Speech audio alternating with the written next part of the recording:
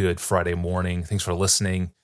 Well, as most of you know, maturing in our Bible knowledge means facing the hardest questions that the Bible raises. And on the podcast, we're working through 3 of those hard questions prompted by your readings in the first 2 chapters of 2 Thessalonians. Namely, is God present or is he absent in his eternal judgment? 2 Thessalonians 1:9 seems to say that he's absent. We addressed that question in APJ 1801. Then many of you have asked about the man of lawlessness in 2 Thessalonians chapter 2. Who is that? That was a week ago in APJ 1803. And now finally the third question, one about God sending strong delusions into the world. Does he still do that today? If so, how so? And what does it mean? That's a question raised by 2 Thessalonians chapter 2, verse 11. That one is on the table today. Pastor John, on Monday in that man of lawlessness episode in APJ 1803, you read our text for today, 2 Thessalonians 2:11, that God, quote, sends them a strong delusion so that they might believe what is false, end quote. We've never addressed this text on APJ, but it has been asked several times, particularly from 2 listeners. Deborah asks it this way, Pastor John, hello. Can you explain God's providential work in 2 Thessalonians 2:11 and his sending of a strong delusion on those who do not love or obey the truth? I stumble over this text. Thank you. And David writes in to ask it this way, hello, Pastor John, can a professing nominal Christian who doesn't think they're saved ask God for them to be able to love the truth when they've previously not embraced it in faith? Or would such a one be given to strong delusions like we read about in 2 Thessalonians 2:11? In fact, what does that phrase even mean?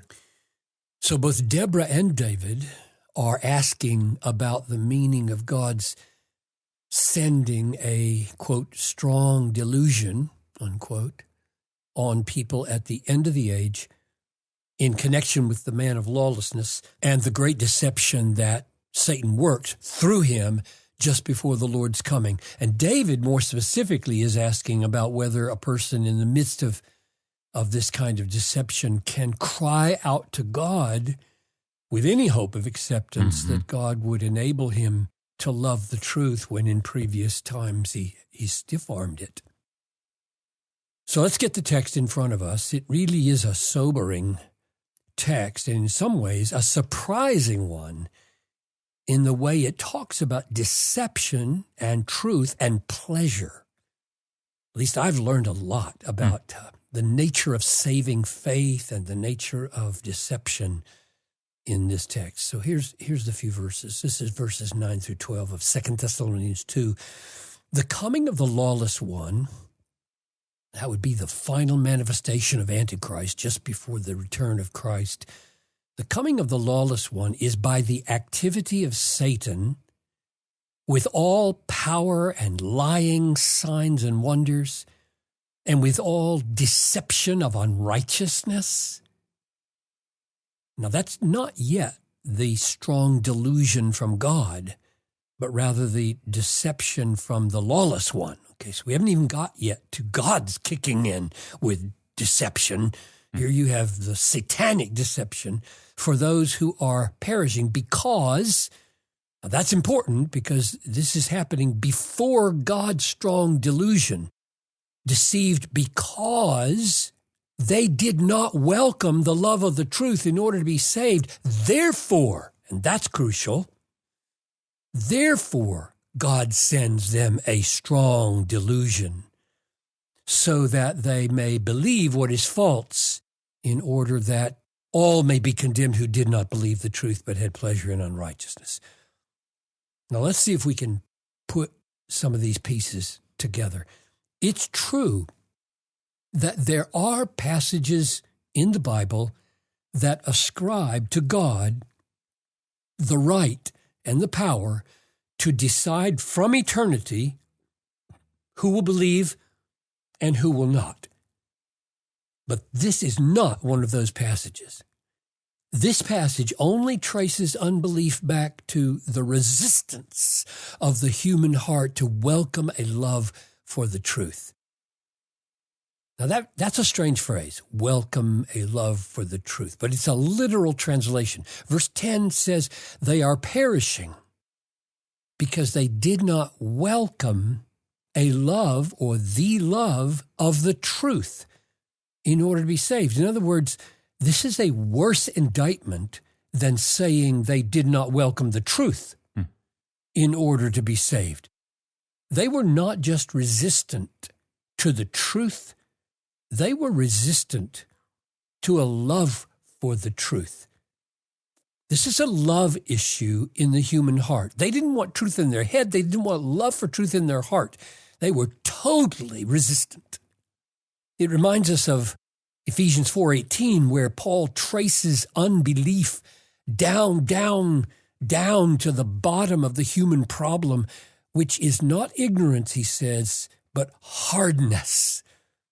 This is what verse 18 of Ephesians 4 says. They are darkened in their understanding, alienated from the life of God because of the ignorance that is in them. And then he goes deeper. Due to the hardness of heart. So here in 2 Thessalonians, Paul is describing that hardness as a refusal to welcome a love for the truth. It's as if love for truth is being offered.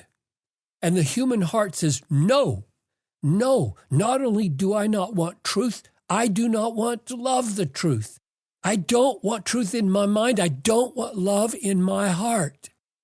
And that condition, that deep resistance to truth, to God, to gospel, to reality, and to love for truth, and love for the gospel, and love for God, that resistance is described as the reason for both Satan's deceiving and God's deluding.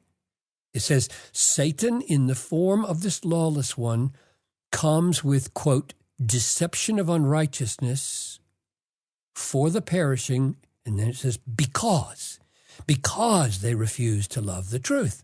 And verse 11 says, God sends a strong delusion because they refuse to love the truth.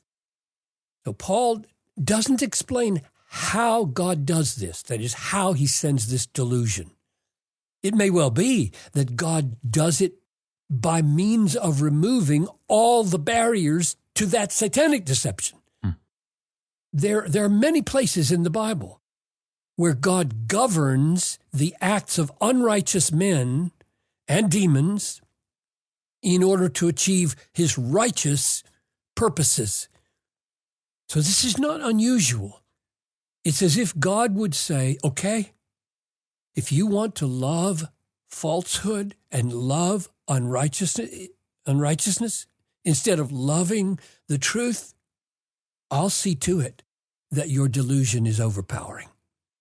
In other words, God gives them up to their own mind, just like Paul says in Romans 1:28. He says, since they did not approve of having God in their knowledge. That's so close to what 2 Thessalonians is saying. They refuse a love for the truth. They don't want God in their knowledge. They don't want to love God. Therefore, God gave them up to a debased mind to do what ought not to be done. That would be a great delusion. So their deception comes not only as their crime, but also as their punishment for the crime. I said a minute ago that this text is surprising to me in the way it talks about deception and truth and pleasure.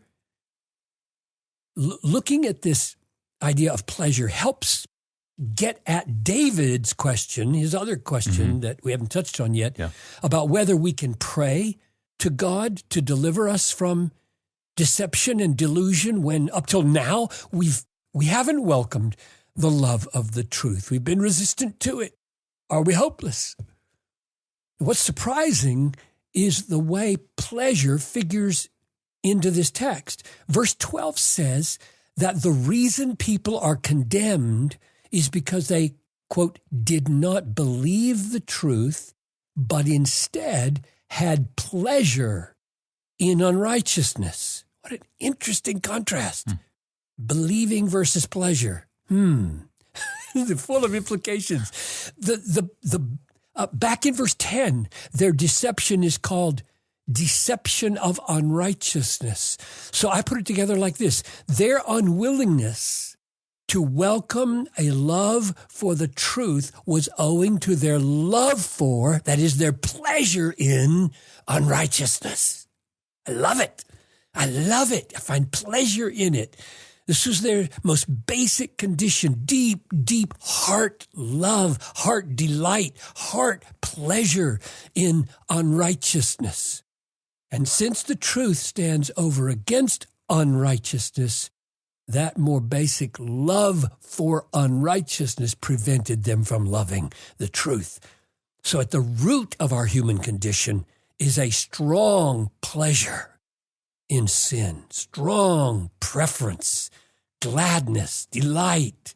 Oh, how delectable is selfishness and self-exaltation and pride. Sin feels good at the depth of our being, and that pleasure in unrighteousness prevents a welcome of a love for the truth, and surprisingly, prevents belief in the truth, as he says in verse 12. So here's David's question. Can a person pray in that condition? Can a person pray for deliverance from deceptive bondage to pleasure in unrighteousness, which prevents love for the truth and belief in the truth?